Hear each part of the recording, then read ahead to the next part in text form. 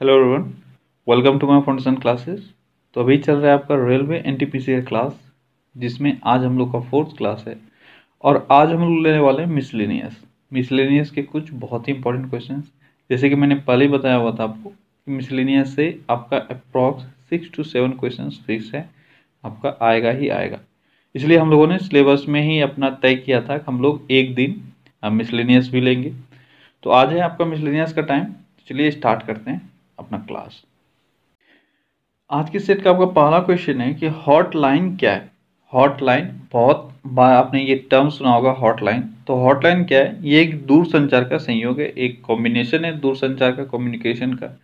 इसमें होता क्या है, देखो, यह एक ऐसा संयोग है जिसके जरिए से चुने हुए स्थान पर कॉल ऑटोमेटिकली चला जाता है, अपने आप चला जाता है। ठीक है, इसे स्वचालित सिंगलिंग भी कहते हैं, यानी ऑटोमेटिक सिंगलिंग भी कहते हैं, रिंग डाउन्स भी कहते हैं, और ऑटोमेटिक ऑफ हुक सेवा भी कहते हैं। ठीक है, तो ये सब इसका दूसरा नाम है और ये एक कम्युनिकेशन का सिस्टम है।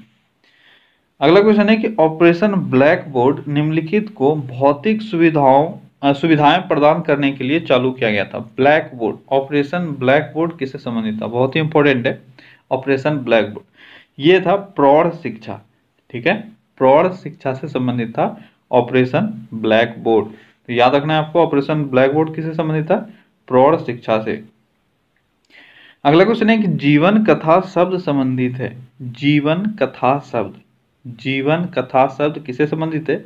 यह संबंधित है लेख जो किसी व्यक्ति द्वारा किसी अन्य की जीवनी के बारे में लिखा जाए। ठीक है, इसको बोलते हैं जीवन कथा, जिसको हम लोग इंग्लिश में बोलते हैं बायोग्राफी। अगला क्वेश्चन है कि मोनालिसा, ये एक इंपॉर्टेंट क्वेश्चन में ही आपको आंसर चीज दिया हुआ है, वो याद रखना है कि मोनालिसा जो ला जियाकांडा के नाम से भी जाना जाता है। तो मोनालिसा को दूसरे नाम से किस नाम से जानते हैं? ला जियाकांडा। ये आप लोगों ने शायद नहीं पढ़ा होगा, ये क्वेश्चन में ही दिया हुआ है, इसलिए आपको याद रखना है, हो सकता है आगे के एग्जाम में आ जाए। तो मोनालिसा, इसको ला जियाकांडा के नाम से भी जाना जाता है। किनके द्वारा रंगा गया था? ये तो आप जानते हो, ये किसके द्वारा रंगा गया था? Leonardo da Vinci. किसके द्वारा? लियोनार्डो दा विंची के द्वारा रंगा गया था मोनालिसा। अगला क्वेश्चन है पृथ्वी सम्मेलन के नाम से प्रथम सम्मेलन कहाँ हुआ था? पृथ्वी सम्मेलन के नाम से प्रथम सम्मेलन कहाँ हुआ था? ये हुआ था रियो डी जेनेरियो में। रियो डी जेनेरियो में पृथ्वी सम्मेलन का प्रथम सम्मेलन हुआ था। अब दूसरा क्वेश्चन ये है कि रियो डी जेनेरियो कहाँ है? रियो डी जेनेरियो है ब्राजील में। कहाँ है? ब्राजील में। और तीसरा क्वेश्चन ये कब हुआ था? ये हुआ था जून 1992 में, जून 1992 में। और रियो डी जेनेरियो में होने के कारण इसको रियो समिट भी कहा जाता है। पृथ्वी सम्मेलन को या अर्थ समिट को रियो समिट भी कहा जाता है। और कब हुआ था? 1992 में। और एक बात यहाँ से याद रखना है, ये किससे संबंधित था? ये संबंधित था एनवायरमेंट से। ठीक है, अगला क्वेश्चन है ब्रिटिश सरकार की सरकारी रिपोर्ट का प्रकाशन क्या कहलाती है? अब देखो, यहाँ पे इस क्वेश्चन में थोड़ा सा आपको कंफ्यूजन हो सकता है। ब्रिटिश सरकार का जब बात किया जाता है तो इसका दो चीज होता है, एक जो रिकॉर्ड वो रखती है और दूसरा जो पेपर वो प्रकाशित करती है। तो जो रिकॉर्ड रखती है उसको कहा जाता है ब्लू बुक, और जो पेपर प्रकाशित करती है उसको कहा जाता है व्हाइट पेपर। ठीक है, तो यहाँ पे सरकारी रिपोर्ट का प्रकाशन यहाँ पे होना चाहिए था व्हाइट पेपर। क्या होना चाहिए था? White paper. पर ऑप्शन में है नहीं, और जनरली ऑप्शन में एक ही चीज मिलेगा, या तो ब्लू बुक मिलेगा या व्हाइट पेपर मिलेगा। तो यहाँ पे आपका आंसर हो जाएगा ब्लू बुक। ठीक है, लेकिन अगर ब्लू बुक के बदले व्हाइट पेपर भी रहता तो वो सही होता। अब यहाँ से जो दूसरा सब टर्म है वो क्लियर कर लेते हैं, 3-4, ताकि आपको दिमाग में रह जाए। तो ग्रीन बुक, ग्रीन बुक आपको दिख रहा है, तो ग्रीन बुक कहाँ का है? ग्रीन बुक है इटली और ईरान का। कहाँ का है? इटली और ईरान का। ठीक है, इटली और ईरान का कौन सा है? Green book. आप याद रखना, इसको नोट डाउन कर लो अगर चाहो तो। इटली और ईरान का है ग्रीन बुक। और दूसरा है आपका व्हाइट बुक या सफेद बुक जो दिख रहा है, ये कहाँ का है? ये है आपका 3 देश का है, जिसको आपको याद रखना है। सबसे पहला जर्मनी, ठीक है, चाइना और पुर्तगाल। ये 3 चीज आप याद रखना, जर्मनी, चाइना, पुर्तगाल। इन तीनों का जो सरकारी दस्तावेज है उसको कहा जाता है सफेद बुक या व्हाइट बुक। ठीक है, ब्लू बुक ब्रिटिश सरकार, और येलो बुक एक याद रखना है, पीला बुक। ठीक है, पीला बुक या येलो बुक, ये कहाँ का है? ये है फ्रांस का। कहाँ का है? फ्रांस का। तो फ्रांस का हो गया येलो बुक। ग्रीन बुक हो गया आपका इटली और ईरान, सफ़ेद बुक हो गया चीन, जर्मनी और पुर्तगाल, और ब्लू बुक हो गया आपका ब्रिटेन। अगला क्वेश्चन है कि जो पत्रकार किसी समाचार पत्र के नियमित कर्मचारी नहीं होते हैं, उन्हें प्रकाशन के लिए भेजी गई सामग्री का अलग अलग पारिश्रमिकी मिलता है, वे क्या कहलाते हैं? क्या बोला जा रहा है कि ऐसे पत्रकार जो किसी भी पत्रकार एजेंसी का हिस्सा नहीं है, ठीक है, वो किसी भी प्रकाशन का हिस्सा नहीं है, लेकिन फिर भी वो प्रकाशित करते हैं कुछ चीजें और उनको उनका मेहनतना भी मिलता है, तो उसको कहते हैं स्वतंत्र पत्रकार, ठीक है, फ्रीलांस जर्नलिस्ट, इसको इंग्लिश में क्या बोलते हैं? फ्रीलांस जर्नलिस्ट, ठीक है। और ये किसी भी प्रकाशन से नहीं होते हैं, पर ये अपना आर्टिकल प्रकाशित करते हैं।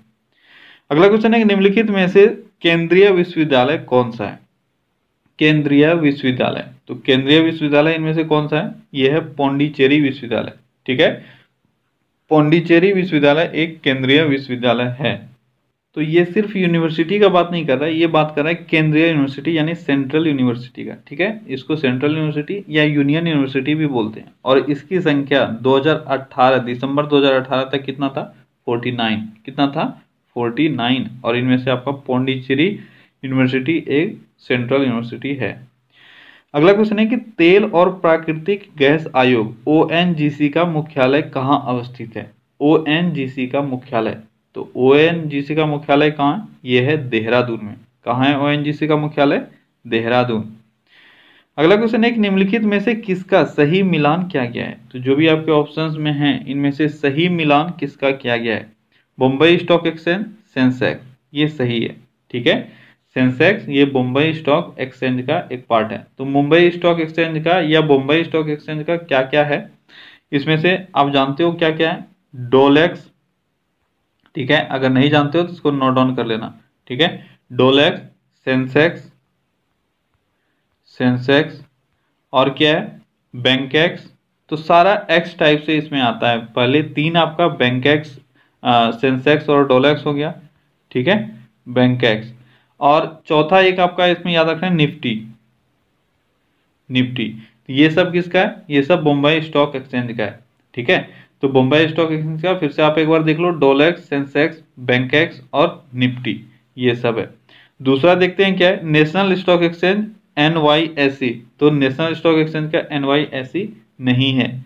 न्यूयॉर्क स्टॉक एक्सचेंज निफ्टी, तो निफ्टी भी भारत का ही है।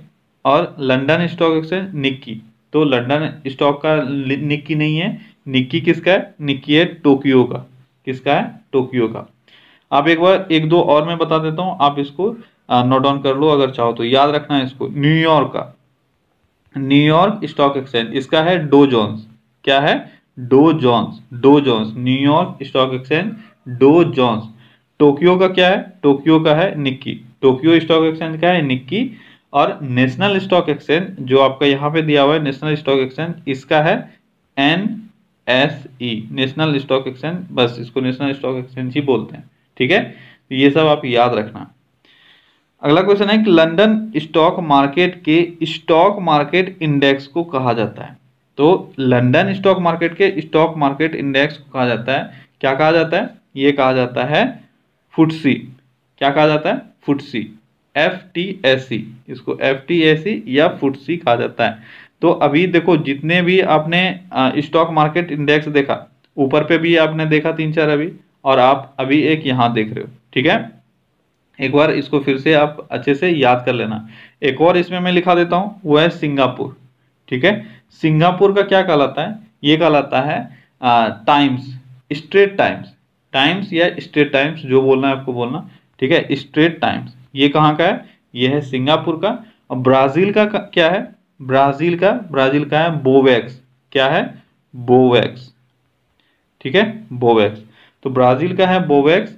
और USA का अगर दे, अभी आपने न्यूयॉर्क का एक देखा था, एक और है वहां का नॉस्डैक। ये बहुत बार एग्जाम में आया है, नॉस्डैक, NASDAQ, नास्डैक, नास्डैक या नॉस्डैक, ठीक है। तो ये बहुत बार आया हुआ है। नॉस्डैक कहाँ का है? ये अमेरिका या USA का है। तो अमेरिका का आपने एक और देखा था, न्यूयॉर्क, जो मैंने अभी आपको बताया था, वो क्या था? वो था डो जोन्स। तो नास्डैक और डो जोन्स ये दोनों अमेरिका का है।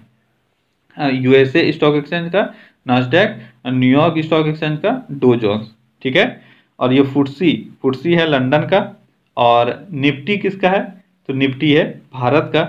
और अभी मैंने ब्राजील का एक बताया था, ब्राजील का क्या है, बोवेक्स, ठीक है। तो ये सब आप याद रखो। अगला क्वेश्चन है कि गलत युग्म का चयन कीजिए, यानी जो गलत मैच किया गया है उसको आपको चुनना है। तो पहला क्या है, अंकोर वाट कंबोडिया। तो अंकोर वाट मंदिर बहुत ही फेमस है, हिस्ट्री में आपने बहुत बार ये पढ़ा होगा। तो अंकोर वाट कहाँ है, ये है कंबोडिया में, ये सही है। ग्रेट वॉल तो हम लोग बोलते ही हैं ग्रेट वॉल ऑफ चाइना, तो ये है चीन में, ठीक है। इसके बाद है कोलोजम, कोलोजम कहाँ है, ये है रोम में, ये भी सही है। और इसके बाद है एक्रोपोलिस, तो एक्रोपोलिस कहाँ है, एक्रोपोलिस है तुर्की में नहीं है, ये ग्रीस में है। कहाँ है, ग्रीस में, तो आपका ये गलत है, ठीक है। आपका आंसर हो जाएगा एक्रोपोलिस तुर्की। तो एक्रोपोलिस तुर्की नहीं है, आपको ये गलत है, इसको याद नहीं रखना है। क्या याद रखना है, ये है ग्रीस में। और ग्रीस में कहाँ है, ग्रीस में एथेंस में, ठीक है, एक्रोपोलिस। अब देखो यहाँ कोलोजम जो है, इस कोलोजम से आपसे क्वेश्चन पूछा जाता है। अब ये पूछा जाता है इसका दूसरा नाम क्या था। एक तो आपने ये जान लिया ये रोम में है, इटली रोम। और इसका दूसरा नाम क्या है, इसका दूसरा नाम है फ्लावियन एम्पी थिएटर। क्या है, फ्लावियन एम्पी थिएटर, फ्लावियन एम्पी थिएटर। ये टर्म आप नोट डाउन कर लेना, ठीक है। तो फ्लावियन एम्पी थिएटर किस स्मारक का वास्तविक नाम था, तो ये था कोलोजम का, ठीक है। अगला क्वेश्चन है कि भारतीय परिप्रेक्ष्य में रॉ का क्या तात्पर्य है। तो रॉ आपने बहुत बार सुना होगा, ये हमारे यहाँ की गुप्तचर एजेंसी है। कैसी एजेंसी है, गुप्तचर एजेंसी। अच्छा, यहाँ से रॉ का फुल फॉर्म भी आपसे पूछा जाता है। तो रॉ का फुल फॉर्म क्या होता है, ये होता है रिसर्च एंड एनालिसिस विंग, ठीक है, रिसर्च एंड एनालिसिस विंग, ये होता है रॉ का फुल फॉर्म। अगला क्वेश्चन है कि भारत के किस राज्य में राजीव गांधी की मानव बम हमले से हत्या हुई थी। राजीव गांधी की हत्या कैसे हुई थी, मानव बम हमले से। अब आपको यह बताना है कि वो हत्या किस राज्य में हुई थी। तो ये हुई थी तमिलनाडु में, ठीक है। भारत के कैवें प्रधानमंत्री थे राजीव गांधी, तो ये थे 6th प्राइम मिनिस्टर, यानी छठे प्रधानमंत्री। तो भारत के छठे प्रधानमंत्री थे। और इनका कार्यकाल क्या था, इनका कार्यकाल था 1984 से लेकर 1989 तक, 84 से लेकर 89 तक ये रहे थे प्राइम मिनिस्टर। और ये तमिलनाडु गए हुए थे, तमिलनाडु के श्री पेरुम्बदूर। ये अगर जगह आपसे पूछा जाए तो कौन सा है, श्री पेरुम्बदूर, ठीक है, श्री पेरुम्बदूर, श्री पेरुम्बदूर। इस जगह पर वो गए हुए थे 1991 में, 1991 में, 1991 में वहां पे इनका मानव बम से हत्या हो गया था। ये जितना भी मैंने आपको बताया राजीव गांधी के बारे में, ये सब कभी ना कभी पूछा गया, ठीक है। तो इनका कार्यकाल इंपॉर्टेंट है, ये 84 से लेकर 89 तक थे। और इनकी हत्या कब हुई, ये हुई 91 में। और अगर स्पेसिफिकली डेट आपसे पूछ लिया जाए तो यह है 21 मई, ठीक है, 21 मई 1991, 21 मई 1991 को तमिलनाडु के श्री पेरुम्बदूर जगह पे इनका हत्या हुआ था। अगला क्वेश्चन है कि भारत में तार सेवा डैश को समाप्त की गई। तार सेवा आप जानते हो अब भारत में समाप्त हो गई है, तो किस दिन, ये बहुत ही इंपॉर्टेंट क्वेश्चन है, किस दिन इसको समाप्त किया गया था।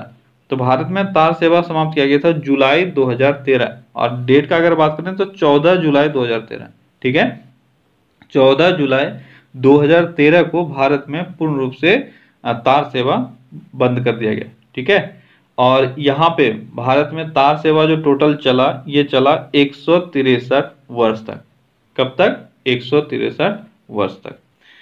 अगला क्वेश्चन है कि सुशी निम्नलिखित में से किस देश का प्रसिद्ध व्यंजन है। सुशी, सुशी किस देश का प्रसिद्ध व्यंजन है या डिश है, तो ये है जापान का।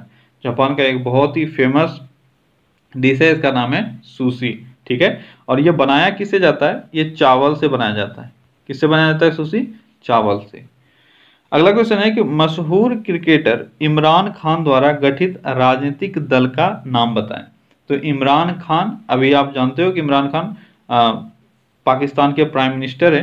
तो इमरान खान के द्वारा जो पार्टी का गठन किया गया उसका नाम क्या है, उसका नाम है तहरीक ए इंसाफ। क्या है, तहरीक ए इंसाफ। आप नाम याद रखना, अभी के रिस्पेक्ट में ये और ज्यादा इंपॉर्टेंट हो जाता है। तहरीक ए इंसाफ, ये पार्टी है इमरान खान का, जिनका अभी शासन चल रहा है पाकिस्तान में। अगला क्वेश्चन है कि इनमें से कौन एक रेस्टोरेंट श्रृंखला नहीं है, यानी रेस्टोरेंट सीरीज नहीं है। तो देखते हैं ऑप्शन क्या क्या है।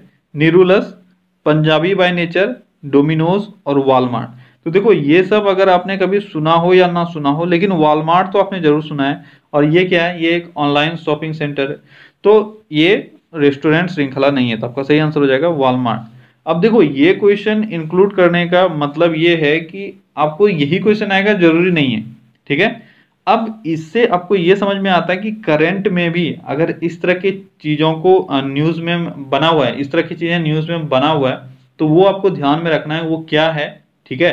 क्योंकि देखो ये 2013 का क्वेश्चन है और उस वक्त ऐसा कुछ हुआ होगा जहां पे ये सब में से कुछ ना कुछ करंट न्यूज में आया होगा, ठीक है। इस कारण से ये पूछा गया है। तो अभी से रिलेटेड अगर वैसा कुछ हुआ तो आप दिमाग में रखो। अगला क्वेश्चन है कि निम्नलिखित में से किसकी प्राकृतिक रूप से मृत्यु हुई है। तो आप देख लो ऑप्शन क्या क्या है जिसमें इसमें से बताना है कि किसका प्राकृतिक रूप से मृत्यु हुआ है। तो इंदिरा गांधी, राजीव गांधी, जवाहरलाल नेहरू और संजय गांधी। तो बताओ प्राकृतिक रूप से किसका मृत्यु हुआ है। तो इसमें से प्राकृतिक रूप से जवाहरलाल नेहरू का मृत्यु हुआ है, ठीक है। और रेस्ट में से किसी का प्राकृतिक रूप से मृत्यु नहीं हुआ है। जवाहरलाल नेहरू का मृत्यु कब हुआ, ये हुआ 1964 में। 1964 में अगर बात करें डेट तो 27 में, ठीक है। 27 में 1964 को जवाहरलाल नेहरू का मृत्यु हो गया था दिल का दौरा पड़ने से, ठीक है। और 1962 में चीन के आक्रमण से नेहरू को काफी बड़ा झटका भी लगा था, इसी कारण से 1962 में चीन का युद्ध हुआ और 1964 में इनको हार्ट अटैक आया और ये मर गए। अगला क्वेश्चन है कि भारतीय तंबाकू कंपनी आईटीसी, भारतीय तंबाकू कंपनी आईटीसी का प्रधान कार्यालय कहां पर स्थित है। तो आईटीसी इंडियन टोबैको कंपनी, इसका जो हेडक्वार्टर है वो कहाँ स्थित है, वो स्थित है कोलकाता में। इंडियन टोबैको कंपनी, इसका हेडक्वार्टर है कोलकाता में। अगला क्वेश्चन है किस शहर को गुलाबी शहर के नाम से जाना जाता है। तो आपके लिए बच्चों का खेल है, जयपुर शहर को गुलाबी शहर के नाम से जाना जाता है। अगला है कि हैपकिन संस्था स्थित है। हैपकिन, हैपकिन संस्था कहाँ स्थित है। हैपकिन संस्था स्थित है मुंबई में, ठीक है। कहाँ स्थित है, मुंबई में। इसको 1899 में किसके द्वारा बनाया गया था, ये वॉल्डेमार मोरडाई हैपकिन, वर्ल्ड वॉर, ठीक है, वर्ल्डमार, ठीक है, वर्ल्डेमार या वर्ल्डमार जो भी बोलना है, वर्ल्डेमार मोरडाई, ठीक है, वर्ल्डेमार मोरडाई हैपकिन के द्वारा बनाई गई थी 1899 में और यह है मुंबई में। अगला क्वेश्चन है कि इनमें से कौन सा विश्वविद्यालय एक ओपन विश्वविद्यालय है, ओपन यूनिवर्सिटी है। तो कौन सा यूनिवर्सिटी है वो, इग्नू। आप जानते हो इग्नू, इग्नू एक कैसी यूनिवर्सिटी है, यह है ओपन यूनिवर्सिटी। इग्नू का फुल फॉर्म क्या होता है, इंदिरा गांधी, अगर आप देखो Indira Gandhi national open university, ठीक है। और इसका मुख्यालय हेडक्वार्टर कहाँ है, यह है न्यू दिल्ली में। इग्नू का हेडक्वार्टर है न्यू दिल्ली में। अगला क्वेश्चन है कि अनुष्का शंकर किस प्रसिद्ध भारतीय की पुत्री है। अनुष्का शंकर, अनुष्का शंकर किसकी पुत्री है, तो यह है रविशंकर। शंकर को देख के आपको लगा होगा कि रविशंकर की पुत्री है, ठीक है। और ये जो अनुष्का शंकर है ये मशहूर सितार वादक भी हैं।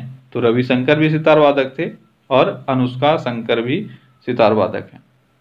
अगला क्वेश्चन है कि टाटा एंड स्टील का मुख्यालय कहाँ है। टाटा एंड स्टील का मुख्यालय यह है जमशेदपुर में। टाटा एंड स्टील का स्थापना कब हुआ था, ये हुआ था 1907 में। 1907 में जमशेदपुर टाटा के द्वारा झारखंड में इसकी स्थापना की गई थी। कहाँ, जमशेदपुर में। अगला क्वेश्चन है कि निम्नलिखित में से भारतीय थल सेना का उच्चतम पद कौन सा है। तो ये देखो जो भी आपके ऑप्शंस हैं यहाँ के हिसाब से आपको बताना है सबसे उच्चतम पद कौन सा है। तो सबसे उच्चतम पद यहाँ पे है आपका कर्नल, ठीक है। कौन सा पद है, कर्नल। तो ये सबसे हाईएस्ट पोस्ट इन चारों में से है, लेकिन सबसे हाईएस्ट पोस्ट जो आपका होता है वो होता है फील्ड मार्शल का, फील्ड मार्शल। एक बार आप रैंक सारे को देख लो, बहुत ही इंपॉर्टेंट है। आप इसको आज के आज ही याद करने का कोशिश करना, सारे रैंक को आप क्लियर कर लो, ठीक है। अब यहां से रैंक सिर्फ इसी का नहीं, आपको रैंक आर्मी का पूछा जाता है, आपको रैंक एयरफोर्स का पूछा जाता है, आपको रैंक नेवी का पूछा जाता है। तो आज मैं क्लियर करवा रहा हूं आर्मी का सारा रैंक, आप इसको याद कर लो। तो देखो ये भी ये जो आर्मी का रैंक है ये आपके लिए बहुत ही इंपॉर्टेंट है, बहुत बार इससे क्वेश्चन आया हुआ है। एक तो डायरेक्ट क्वेश्चन आता है जो अभी आपका क्वेश्चन में था कि इसमें से कौन सा सबसे बड़ा रैंक है, या सबसे ऊपर है, या सबसे नीचे है, इस तरह के डायरेक्ट क्वेश्चन आते हैं। और कई बार आपको अरेंज करने दे दिया जाता है, ठीक है, 4 आपको पोस्ट दे दिया जाएगा, बोला जाएगा कि इसको रैंक के हिसाब से अरेंज करो। तो ये आपके लिए बहुत ही जरूरी है, सिर्फ रेलवे के लिए नहीं, किसी भी एग्जाम के लिए। तो एक बार आप देख लो सबसे बड़ा पोस्ट कौन सा है, ये है फील्ड मार्शल, फिर है जनरल, इसके बाद है लेफ्टिनेंट जनरल, और इसके बाद है मेजर जनरल। तो ये 4 पोस्ट आपका क्लियर हो गया। सबसे बड़ा पोस्ट है फील्ड मार्शल, फिर है जनरल, इसके बाद लेफ्टिनेंट जनरल, इसके बाद मेजर जनरल, यानी मेजर जनरल से बड़ा पोस्ट है लेफ्टिनेंट जनरल, ठीक है। ये 4 क्लियर हो गया। इसके बाद आता है ब्रिगेडियर। ब्रिगेडियर जो मूवी सब में आपने बहुत बार सुना होगा, ब्रिगेडियर पोस्ट, ठीक है। तो ब्रिगेडियर पोस्ट ये है मेजर जनरल से जस्ट छोटा, यानी जनरल पोस्ट से छोटा हो गया आपका ब्रिगेडियर। जनरल में आपका 3 आ गया, आपको पता है कि वो तीनों आपका क्लियर हो गया। जनरल में कौन कौन, जनरल, लेफ्टिनेंट जनरल और फिर मेजर जनरल। तो जनरल से जस्ट छोटा पोस्ट कौन सा हुआ, ये हुआ ब्रिगेडियर, ठीक है, तीनों जनरल के बाद। अब जब ब्रिगेडियर आ गया तो इसके बाद आएगा आपका कर्नल, जिसको इंग्लिश में स्पेलिंग देख लो इसका, कॉलोनल होता है। तो ये है कर्नल, और फिर लेफ्टिनेंट कर्नल। ये 2 पोस्ट है, कर्नल और लेफ्टिनेंट कर्नल। ये है आपका ब्रिगेडियर से छोटा पोस्ट, ठीक है। अब लेफ्टिनेंट कर्नल के बाद आता है आपका मेजर। मेजर, इसके बाद कैप्टन, इसके बाद लेफ्टिनेंट, ठीक है। तो मेजर, कैप्टन, लेफ्टिनेंट, ये आपका कहाँ आया, ये आया लेफ्टिनेंट कर्नल के बाद। लेफ्टिनेंट कर्नल से जस्ट छोटा पोस्ट है मेजर, इससे छोटा पोस्ट है कैप्टन, और इससे छोटा पोस्ट है लेफ्टिनेंट, ठीक है। तो ये ऑर्डर आपको बहुत ही अच्छे से याद रखना है। लेफ्टिनेंट के बाद फिर आपका आया सूबेदार मेजर। कौन आया, सूबेदार मेजर, और इसके बाद सूबेदार। तो ये दोनों पोस्ट में तो क्लियर है आपको सूबेदार मेजर बड़ा होगा, लेकिन लेफ्टिनेंट के बाद अगर आपको यहां से इसी ऑर्डर में पूछा जाए सूबेदार मेजर या सूबेदार आएगा, ठीक है। ये सब जूनियर कमीशन्ड ऑफिसर्स हैं। इसके बाद है नायब सूबेदार, फिर हवलदार, फिर नाइक, और फिर लैंस नाइक, ठीक है। और सिपॉय, सिपॉय इसका कोई उसमें रैंक नहीं है, ठीक है। ये यहां से आपका चालू होगा लैंस नाइक से। तो ये देख लो, ये आप देख पाते होगे अगर कभी भी आपने किसी भी आर्मी ऑफिसर या किसी भी पुलिस मैन के वर्दी को देखा होगा, तो उसके ऊपर या तो स्टार लगा होता है या किसी तरह का कोई सिंबल बना हुआ होता है। तो उनके रैंक का वही वो रिप्रेजेंटेटिव है, ठीक है, वही रिप्रेजेंट करता है कि वो किस रैंक पे हैं। तो ये सब आप देख लो, ये सब आपको उनके ड्रेस पे मिल जाएगा। तो नीचे वाला तो उतना एग्जाम में नहीं आता है, लेकिन ऊपर वाला बहुत आता है। सूबेदार, मेजर सूबेदार, सूबेदार, नायब सूबेदार, हवलदार, नाइक, उसके बाद लैंस नाइक। तो ये एक बार देख लेना आप। लेकिन ये ऊपर वाला पोस्ट, ये सारा बहुत इंपॉर्टेंट है, ठीक है। इसको एक बार फिर से देखो, field marshal, general, lieutenant general, major general, सारा जनरल जब खत्म हो गया तब ब्रिगेडियर, और ब्रिगेडियर से जस्ट छोटा पोस्ट कर्नल, और कर्नल से जस्ट छोटा लेफ्टिनेंट कर्नल, और लेफ्टिनेंट कर्नल से छोटा मेजर, मेजर से छोटा कैप्टन, कैप्टन से छोटा लेफ्टिनेंट, ठीक है। ये आप एक बार अच्छे से याद रख लो। अगला क्वेश्चन है, भारतीय रबड़ बोर्ड का मुख्यालय कहाँ है। रबड़ बोर्ड का मुख्यालय, तो भारतीय रबड़ बोर्ड का मुख्यालय कहाँ है, ये है कोट्टायम में। कोट्टायम में है रबड़ बोर्ड का मुख्यालय, और ये कोट्टायम कहाँ है, ये है केरल में, ठीक है। केरल के कोट्टायम में स्थित है रबड़ बोर्ड का मुख्यालय। रबड़ बोर्ड की स्थापना कब हुई थी, यह भारत सरकार द्वारा अधिनियम 1947 1947 के अंतर्गत रबड़ विकास करने के लिए, रबड़ का विकास करने के लिए रबड़ बोर्ड का स्थापना किया गया था। अगला क्वेश्चन है, चीनी प्रौद्योगिकी का भारतीय संस्थान कहाँ स्थित है। तो भारतीय संस्थान किसका, चीनी प्रौद्योगिकी का, या sugar institute of, national sugar institute इसको ये बोलते हैं, नेशनल शुगर इंस्टीट्यूट, ठीक है, NSI, नेशनल शुगर इंस्टीट्यूट कहाँ स्थित है, ये स्थित है कानपुर में, नेशनल शुगर इंस्टीट्यूट, ठीक है। अगला क्वेश्चन है, शिवाजी राव गायकवाड़, शिवाजी राव गायकवाड़ किस मशहूर कलाकार का वास्तविक नाम है। शायद आप लोगों में से मैक्सिमम ये नहीं जानते होंगे कि शिवाजी राव गायकवाड़ ये किनका ओरिजिनल नाम है। तो ये है रजनीकांत का। अब अगर आप नहीं जानते होंगे तो आपको याद रह जाएगा, क्योंकि रजनीकांत का एक बहुत ही फेमस मूवी है, वो है शिवाजी। तो शिवाजी से आपको याद रह जाएगा कौन है ये, रजनीकांत, शिवाजी राय गायकवाड़। रजनीकांत आपको पता होना चाहिए, रजनीकांत कोई जन्मजात फेमस नहीं हुए हैं, ना ही वो बहुत बड़े फैमिली से बिलोंग करते हैं। इनका जो लाइफ स्टार्ट हुआ है वो बेंगलोर में, ये एक बस कंडक्टर के रूप में काम करते थे, ठीक है। कहाँ काम कर रहे थे? बेंगलोर में बस कंडक्टर की तरह। तो इनको एक मौका मिला था वहीं पे एक ड्रामा में काम करने का, तो उसी ड्रामा में काम करने के साथ इनका अभिनय का सफर चालू हुआ और आज ये इस मुकाम पर पहुंच गए हैं। अगला क्वेश्चन है कि निम्नलिखित युग्मों पर विचार कीजिए, यानी आपको कुछ पेयर्स दिए हुए हैं उस पे से आपको विचार करना है। चलिए देखते हैं क्या क्या है। कैंस फ्रांस, यानी आपको जगह दिया हुआ है, आपको मैच करना है कौन सा जगह कहाँ पर है। तो कैंस फ्रांस ये सही है। कैंस कहाँ है? कैंस फ्रांस में ही है। अगला है आपका डावोस डेनमार्क, तो डावोस डेनमार्क में नहीं है। डावोस कहाँ है? डावोस है आपके स्विट्जरलैंड में। कहाँ है? स्विट्जरलैंड, ठीक है। और फिर रोलैंड्स गैरोस, रोलैंड गैरोस ये नीदरलैंड में नहीं है, ये फ्रांस में है। तो आपका केवल एक सही होगा, यानी ये केवल एक आपका सही कौन सा है? केवल एक। तो फिर से आप एक बार देख लो, कैंस कहाँ है? कैंस है फ्रांस में। और डावोस कहाँ है? डावोस है स्विट्जरलैंड में, ठीक है। और इसके बाद तीसरा आपका रोलैंड गैरोस। अच्छा, रोलैंड गैरोस किस तरह से फेमस है? फ्रेंच ओपन आपने सुना होगा, ठीक है। फ्रेंच ओपन, तो फ्रेंच ओपन क्या चीज है? फ्रेंच ओपन टेनिस का एक ग्रैंड स्लैम है, ठीक है, ग्रैंड स्लैम टेनिस टूर्नामेंट। और हर एक वर्ष ये कहाँ होता है? ये स्टेट ग्रैंड रोलैंड गैरोस में होता है। कहाँ होता है? रोलैंड गैरोस, जो आपने अभी ये जगह देखा रोलैंड गैरोस, तो स्टेड रोलैंड गैरोस यहाँ पे हर साल ये पेरिस फ्रांस में है और आयोजित किया जाता है, इसी कारण से ये फेमस जगह है, ठीक है, रोलैंड गैरोस। तो रोलैंड गैरोस कहाँ हो गया? ये हो गया फ्रांस। अगला क्वेश्चन है, किस वर्ष में गुजरात सरकार ने कृषि उत्सव प्रारंभ किया? गुजरात सरकार ने कृषि उत्सव कब प्रारंभ किया? तो ये उन्होंने प्रारंभ किया था 2005 में। कब प्रारंभ किया? 2005 में कृषि उत्सव।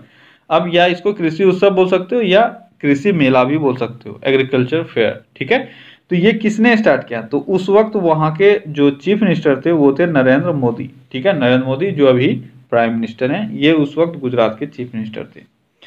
अगला क्वेश्चन है कि निम्नलिखित में से किस शहर को ऑक्सफोर्ड ऑफ द ईस्ट कहा जाता है?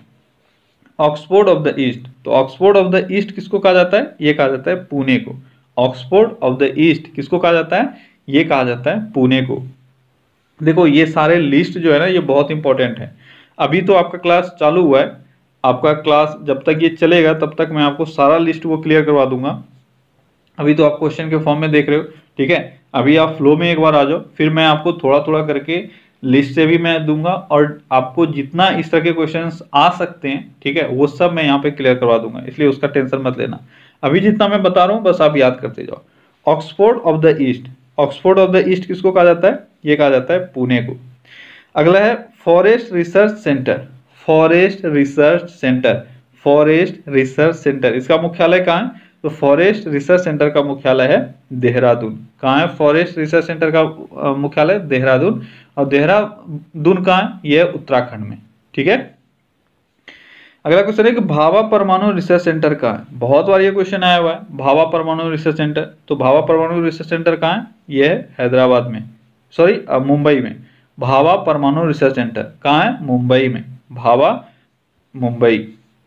अगला क्वेश्चन है कि निम्नलिखित में से किस राज्य ने ऊंट को अपना राज्य पशु घोषित किया है? ऊंट को राज्य पशु कौन घोषित कर सकता है?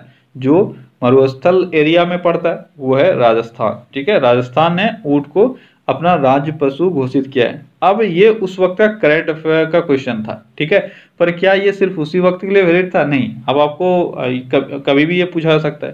तो 2014 में ही किया गया था, ठीक है, 2014 में ही ऊंट को राजस्थान ने अपना राजकीय पशु घोषित किया था। अगला क्वेश्चन है किस वर्ष में बंबई को मुंबई नाम दिया गया? बहुत ही इंपॉर्टेंट क्वेश्चन, बंबई को मुंबई, अब ये जो आप मुंबई जानते हो ये नामकरण कब किया गया था? तो ये किया गया था 1995 में, ठीक है।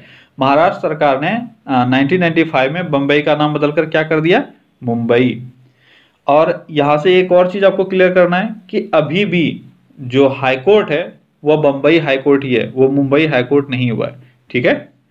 और बंबई नाम क्यों पड़ा था? बंबई से नाम मुंबई क्यों पड़ा? देखो एक बहुत ही पुराना नाम है, ठीक है, हिंदू देवी है मुंबा देवी, ये आप याद रखना, मुंबा देवी ये हिंदू देवी है, मुंबा देवी, ठीक है। तो मुंबा देवी के नाम पर ही अब वहां का मानना है, महाराष्ट्र में मुंबई एरिया में मानना है कि मुंबा देवी उस शहर की जो जगह है उस शहर की वो संरक्षिका है, ठीक है। तो संरक्षिका के नाम पर ही उस शहर का नाम रखा गया मुंबई। ठीक है। अगला क्वेश्चन है कि निम्न में से कौन सा क्षेत्र हेमा मालिनी से संबंधित नहीं है। हेमा मालिनी से संबंधित कौन सा क्षेत्र नहीं है। राजनीति, नृत्य, बॉलीवुड। तो आपको क्लियर हो गया होगा कौन सा नहीं है, यह है क्रीड़ा। खेल से वो संबंधित नहीं है, वह अभी एक पॉलिटिशियन है, पहले वो एक डांसर थी और एक एक्ट्रेस भी थी। ठीक है। अगला क्वेश्चन है कि केंद्रीय भवन निर्माण अनुसंधान संस्थान अवस्थित है। केंद्रीय भवन निर्माण अनुसंधान संस्थान, केंद्रीय भवन निर्माण अनुसंधान संस्थान ये कहाँ स्थित है, ये स्थित है रुड़की में। भवन निर्माण अनुसंधान संस्थान ये कहाँ स्थित है, रुड़की में। अगला क्वेश्चन है कि भारत में कौन सा शहर JN टाटा के नाम से नाम पर पड़ा है। JN टाटा के नाम पर कौन सा शहर पड़ा है। अब यहाँ पे आपको कंफ्यूज कर सकता है ऑप्शन। देखो, पहला ऑप्शन है टाटा नगर और चौथा ऑप्शन है जमशेदपुर। अब आप कौन सा मारोगे, तो सही आंसर जो होगा आपका वो है जमशेदपुर। ठीक है, कौन सा होगा, जमशेदपुर। अब क्यों होगा, क्योंकि जमशेदपुर और टाटा नगर अगर आप जानते होगे तो ओरिजिनल जो शहर है वो है जमशेदपुर, इसी को टाटा नगर के नाम से भी जाना जाता है। अब जो ओरिजिनल नाम था JN टाटा, इनका पूरा नाम क्या है, JN टाटा का पूरा नाम यह है जमशेद जी टाटा। ठीक है, जमशेद जी टाटा, यही है JM टाटा। अब इनके नाम पर पड़ा था जमशेदपुर शहर, और जमशेदपुर शहर को हम लोग और किस नाम से जानते हैं, तो टाटा नगर या स्टील सिटी, स्टील सिटी के नाम से भी ये जाना जाता है। और जमशेदपुर पहला नियोजित औद्योगिक शहर है, ये भी बहुत इंपॉर्टेंट है, आप याद रखना। भारत का पहला नियोजित औद्योगिक शहर कौन सा है, यह है जमशेदपुर, भारत का पहला नियोजित औद्योगिक शहर। अगला क्वेश्चन है कि मध्य प्रदेश के हस्तकला विक्रय केंद्र का क्या नाम है। मध्य प्रदेश के हस्तकला विक्रय केंद्र, तो मध्य प्रदेश का हस्तकला विक्रय केंद्र का नाम है मृग नयनी। क्या नाम है, मृग नयनी। अगला क्वेश्चन है कि किसी पिन कोड के आखिरी 3 अंक क्या दर्शाते हैं। बहुत इंपॉर्टेंट क्वेश्चन। पिन कोड में कितने अंक होते हैं, सबसे पहला क्वेश्चन तो ये बनता है पिन कोड में कितने डिजिट होते हैं, तो 6 डिजिट होते हैं। ठीक है, उन 6 डिजिट में आखिरी 3 अंक क्या दर्शाता है, तो आखिरी 3 अंक डाक पहुंचाने का क्षेत्र दर्शाता है। अब देखो, पिन कोड के 6 डिजिट में जो पहला अंक होता है वो शो करता है जोन को। किसको शो करता है, जोन। ठीक है, जोन या क्षेत्र जो आपका पहला ऑप्शन है। अब अगर पहला 2 डिजिट ले लें, 6 डिजिट में पहला डिजिट आपने लिया जोन, लेकिन पहला 2 डिजिट ले लें, तो दोनों डिजिट मिलाकर क्या करेगा, ये इंगित करता है उप क्षेत्र को या एक पोस्टल सर्कल को। जो यहाँ पे उप क्षेत्र है, उप क्षेत्र को या एक पोस्टल सर्कल को। ठीक है, और पहला 3 डिजिट ले लें। ठीक है, पहला 3 डिजिट ले लें, तीनों डिजिट मिलाकर क्या शो करता है, यह शो करता है वर्गीकृत जिला का। क्या शो करता है, वर्गीकृत जिला, या आप बोल सकते हो राजस्व जिला, या जहां पे उसको छांट के भेजा जा सकता है। ठीक है, उसको ये शो करता है जिस जिले में भेजा जा सकता है। और तीसरा और लास्ट का 3 डिजिट जो है यह डाक पहुंचाने के क्षेत्र पे डिपेंड करता है कि उस जिले में कहां पे डाक पहुंचाना है। ठीक है, तो ये था पोस्ट कोड के 6 डिजिट का मतलब। अगला क्वेश्चन है कि इनमें से किस वस्त्र का नाम एक फ्रेंच ड्रेस मेकर के नाम पर पड़ा है। कौन सा एक ऐसा वस्त्र है जो फ्रेंच के ड्रेस मेकर के नाम पर पड़ा है, तो यह है जॉर्जेट। क्या है, जॉर्जेट। जॉर्जेट एक महीन प्रकार का हल्के वजन वाला बारीक कपड़ा होता है। जॉर्जेट कपड़ा आपने कभी सुना होगा। इसका नाम 20वीं सेंचुरी के शुरुआत में एक बहुत ही मशहूर फ्रांसीसी डिजाइनर थे। ठीक है, उनका नाम था जॉर्जेट डी ला प्लांटे। क्या नाम था, जॉर्जेट डी ला प्लांटे। ठीक है, जॉर्जेट डी ला प्लांटे इन्हीं के नाम पर रखा गया है। ठीक है, और नॉर्मली ये बना किससे होता है, ये रेशम से चीजों से बना होता है, रेशम और हाई क्वालिटी का कोई सूती वगैरह चीज हो। ठीक है, और सिफॉन से थोड़ा ये कम चमकीला होता है, तो ये है जॉर्जेट। अगला क्वेश्चन है कि इनमें से किस केंद्रीय मंत्रिमंडल के मंत्री ने किसी राज्य या केंद्र शासित प्रदेश के मुख्यमंत्री के रूप में कभी भी अपनी सेवाएं नहीं दी है। क्या बोला जा रहा है, किस केंद्रीय मंत्रिमंडल के मंत्री ने किसी राज्य या केंद्र शासित प्रदेश के मुख्यमंत्री के रूप में कभी अपनी सेवाएं नहीं दी। तो ये 2015 का बात किया जा रहा है, 2015 का ही क्वेश्चन है। ठीक है, तो आपको बताना है, यानी अभी के लिए भी ये वैलिड है। तो कौन सा है वो है रामविलास पासवान। रामविलास पासवान कभी भी किसी भी प्रांत के मुख्यमंत्री नहीं रहे हैं। और अभी ये खाद्य विभाग के खाद्य एवं जन वितरण मंत्रालय के मंत्री हैं। ठीक है, अब रेस्ट ये 3 बज गए। DV सदानंद गौड़ा, राजनाथ सिंह और सुषमा स्वराज, ये सब कभी ना कभी कहीं ना कहीं के चीफ मिनिस्टर रहे हुए हैं। अब आप कमेंट में ये बताओ ये तीनों कहाँ कहाँ के चीफ मिनिस्टर रहे हैं, बहुत इंपॉर्टेंट है, आप इनको कमेंट में जरूर बताओ। अगला क्वेश्चन है, संतान मनुष्य का पिता है। संतान मनुष्य का पिता यह किसने कहा? यह कहा गया है वर्ड्सवर्थ के द्वारा। किसके द्वारा कहा गया है? वर्ड्सवर्थ के द्वारा संतान मनुष्य का पिता है। बहुत बार ये क्वेश्चन पूछा गया है, संतान मनुष्य का पिता है, किसने कहा है? वर्ड्सवर्थ ने। अगला क्वेश्चन है कि बिना प्रतिनिधित्व के कराधान नहीं। बिना प्रतिनिधित्व के कराधान नहीं, यह एक बहुत ही चर्चित नारा है। यह किस चीज से संबंधित है? बिना प्रतिनिधित्व के कराधान नहीं, तो यह है अमेरिकी स्वतंत्रता युद्ध से संबंधित। कहां से संबंधित है? अमेरिकी स्वतंत्रता युद्ध से संबंधित है, बिना प्रतिनिधित्व के कराधान नहीं, ये नारा। अगला क्वेश्चन है, the child is father of the man. देखो, अभी आपने हिंदी में देखा था, अब आपने इंग्लिश में देखा, तो दोनों में से कोई भी आपसे पूछा सकता है। ये किसने कहा है? ये कहा है वर्ड्सवर्थ ने। The child is father of the man. अगला क्वेश्चन है कि I want the culture of all lands to be blown about my house as freely as possible. क्या है statement? I want the culture of all lands to be blown about my house as freely as possible. ये किसने कहा है? ये कहा है जवाहरलाल नेहरू ने। किसने कहा है? जवाहरलाल नेहरू ने। अगला क्वेश्चन है, सारे जहां से अच्छा हिंदुस्तान हमारा। ये किसने कहा है? सारे जहां से अच्छा हिंदुस्तान हमारा, ये किसने कहा है? ये कहा है इकबाल ने। सारे जहां से अच्छा हिंदुस्तान हमारा, मोहम्मद इकबाल इनका पूरा नाम है। अगला क्वेश्चन है कि मेरे शरीर पर पड़ी एक एक लाठी की चोट ब्रिटिश साम्राज्य के ताबूत की एक एक कील सिद्ध होगी। किस नेता ने यह कहा है? तो आपको ये पता होगा कि ये बहुत बार ये भी क्वेश्चन पूछा गया है। किसने ये कहा है? ये कहा है लाला लाजपत राय ने। जब लाला लाजपत राय को साइमन कमीशन के विरोध में लाठीचार्ज किया गया था, तो लाला लाजपत राय को लाठी पड़ रही थी, तब उन्होंने ये स्टेटमेंट दिया था। ठीक है, अगला क्वेश्चन और आज के सेशन का आखिरी क्वेश्चन है कि किसने कहा मध्यरात्रि की टकोर पर जब संसार सोता है भारत अपने जीवन व स्वतंत्रता के लिए जाग उठेगा। क्या बोल रहा है कि मध्यरात्रि की टकोर पर जब संसार सोता है, ठीक है, भारत अपने जीवन व स्वतंत्रता के लिए जग उठेगा। यह किसने कहा है? बहुत ही फेमस स्टेटमेंट। किसने कहा ये कहा है जवाहरलाल नेहरू ने। जवाहरलाल नेहरू ने क्या बोला था कि जब पूरा संसार टकोर पर सोता है, मध्यरात्रि की टकोर पर सोता है, उस वक्त भारत जाग उठेगा अपने आज़ादी के लिए। ठीक है, ओके फ्रेंड्स, तो आज के सेशन में बस इतना ही। अच्छा, आप लोग अभी से करंट अफेयर्स देख रहे हो या नहीं देख रहे हो?